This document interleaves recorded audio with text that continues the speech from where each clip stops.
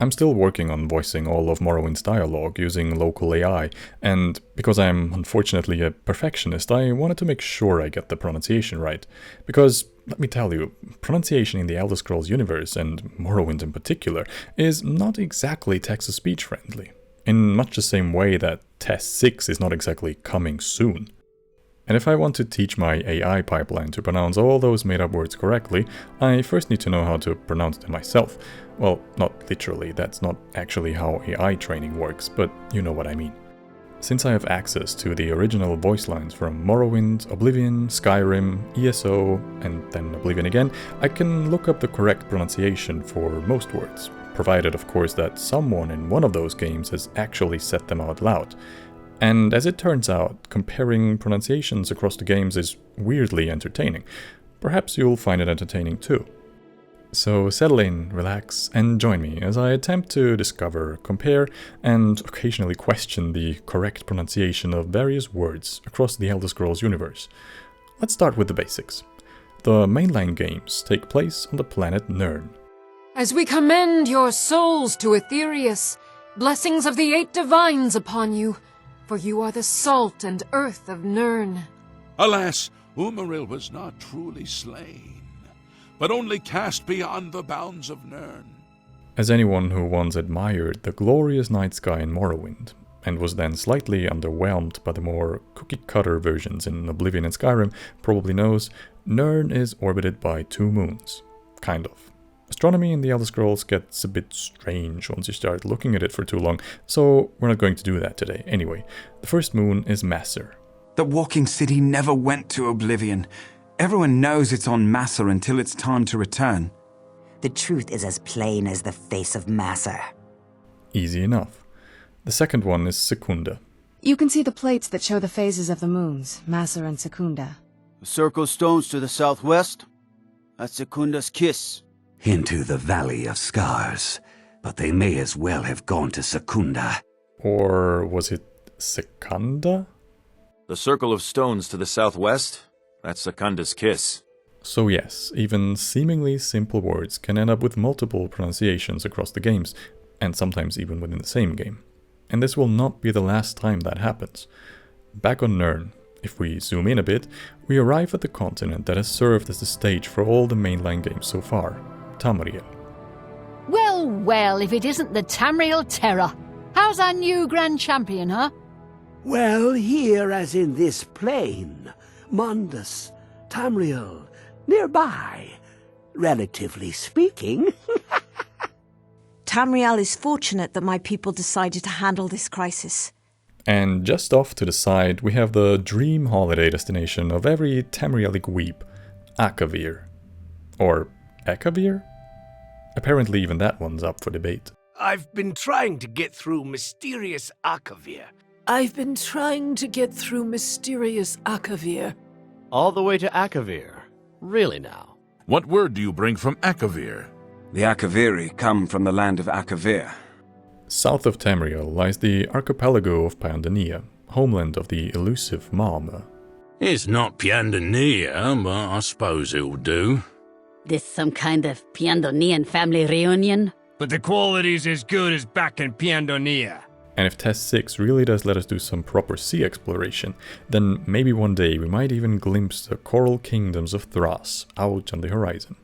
Well, he ordered the whole fleet to Thras. A perfect day to set sail for Thras. Thras. I'd always suspected as much. To the west lies Yokuda, or more accurately, where Yokuda used to be. Heed Yokuda's call! Westweald isn't what I would choose for the children of Yokuda, but here we are. The closer it is to Yokuda's lands, the purer it is. Let this water flow to the honorable Kogohi of Yokuda buried below, nourishing bones and easing souls. And speaking of places that no longer exist, or perhaps never existed in the first place, we have Aldmeris, the mythical homeland of the elves. They are traitors to the memory of Aldmeris. By the shining trees of Aldmeris. This place has been missing for so long that, frankly, it may as well be called Aldmeris. May the light of Aldmeris guide you. To the north lie the frozen remains of Atmora, or Atmora, depending on who is speaking and how brave they are feeling. By our breath we bestow it now to you, in the name of Kine, in the name of Shore, and in the name of Atmora of old. They say it was a seedling when the first men were arriving from Atmora, thousands of years ago. They were among the first men to arrive from Atmora, and they worshipped certain animals as avatars of the gods. Uthrad was the blade held by Ysgramor when he came back from Atmora. And now that we've covered the broader layout of Nirn, it's time for a lightning round of Tamriel's provinces. Black Marsh, also known as Argonia. Not much like Black Marsh, eh, Argonian? This? Why, it is a gift from the swamps of Argonia. Cyrodiil. Not much like Cyrodiil, eh, Imperial? Elsweyr. Not much like Elsweyr, eh, Khajiit? Hammerfell. Not much like Hammerfell, eh, Redguard? Skyrim. Not much like Skyrim, eh, Nord? Summerset Isles. Not much like Summerset Isle, eh, High Elf? Valenwood. Or perhaps Valenwood? Not much like Valenwood, eh, Wood Elf? In truth, I miss the towering elms of my native Valenwood. And last but not least, Morrowind. Morrowind has always been a troubling place. Which itself has been known as Veloth or Resdayn. Indeed. Long ago, when our people were still Kaima, this land was known as Veloth. When Saint Veloth came to Resdayn, what Morrowind is now, he planted the seeds of his homeland.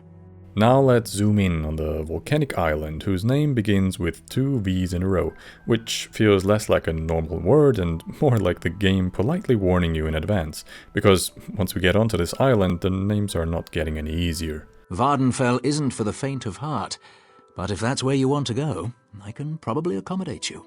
I was stricken with vampirism 300 years ago, while on an expedition deep into the ashlands of Vvardenfell. Let's go through a few of the major cities and settlements on Vvardenfell before we wrap up, starting with Ald'ruhn. Interestingly, the name of this city is never actually spoken out loud in the Elder Scrolls III Morrowind itself, but it does show up in later games. The news has not been good. I've heard it said that the Daedra have overrun the town of Ald'ruhn. The annual gathering at Ald'ruhn is a time to reflect. If the Redderans make a play for Ald'ruhn, he will be the first to die. The caverns to the northeast of Ald'ruhn, on the other side of the mountain. Next up is Balmora, which is both a fan favorite and one of the settlements with the most noticeably inconsistent pronunciations across the series. What do you think of Balmora, Outlander? Used to be a lucrative underworld commodity when Balmora was still standing. Ha ha! You'll fetch a pretty penny in Balmora? She's in the safe house beneath Balmora. Get going. We'll meet back at the safe house in Balmora. Foreman Knox is somewhere in Balmora. Ebonheart, on the other hand, is fairly consistent. Then again, it does have the tremendous advantage of sounding like an actual word. Why are you here in Ebonheart, Outlander? Because we who rule Ebonheart are of House Dres. Speaking of names that do not have that advantage, Gnisis. That one has several variants. Gnisis, Gnisis, Gnisis. Which means, even if you say it confidently, you may still be wrong. What do you seek in Gnisis, Outlander? The Dunmer gets their drinks at the new Gnisis Corner Club. I heard some of the sailors talking about how they stashed a bottle of double-distilled skooma in the Gnisis Corner Club. All's well in Gnisis, yes? Did you hear about the egg mine in Gnisis? I have family working the mines near Gnisis. Molag Mar is much more consistent. For once, the Elder Scrolls decides to show mercy. What brings you to Molag Mar, Outlander? Refer to the list I gave you and find my former hirelings in Molag Mar. Do you think those Ashlanders are still outside Molag Mar?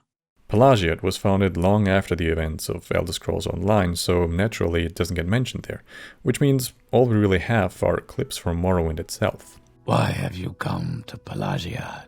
What do you think of Pelagiad? What brings you here to Pelagiad? Suran and Sadrith Mora, meanwhile, are settlements that appear in Test 3, but were never actually spoken in a voice line until ESO. Suran never ceases to entertain. Between marshals and vigilantes, how much more justice does Suran need? We travel to Gnisis and Suran. We're sailing to Sadrith Mora on the next tide. Sadrith Mora is not safe for our kind, Freescale. We're headed to Sadrith Mora, if that's where you'd like to go. Next up, 3 Tels.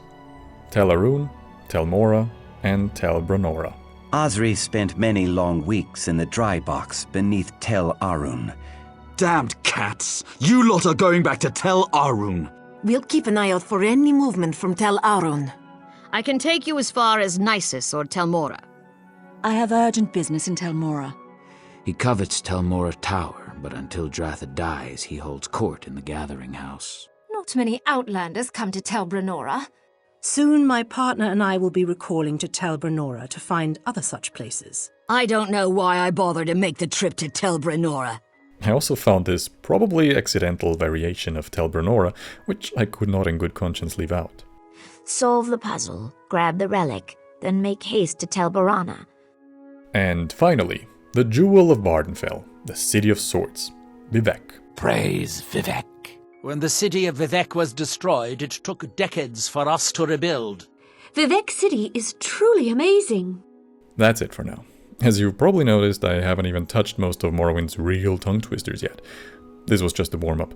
So let me know if I should make another one of these, and which words I should dig up in the voice lines of Morrowind, Oblivion, Skyrim, and the Elder Scrolls Online.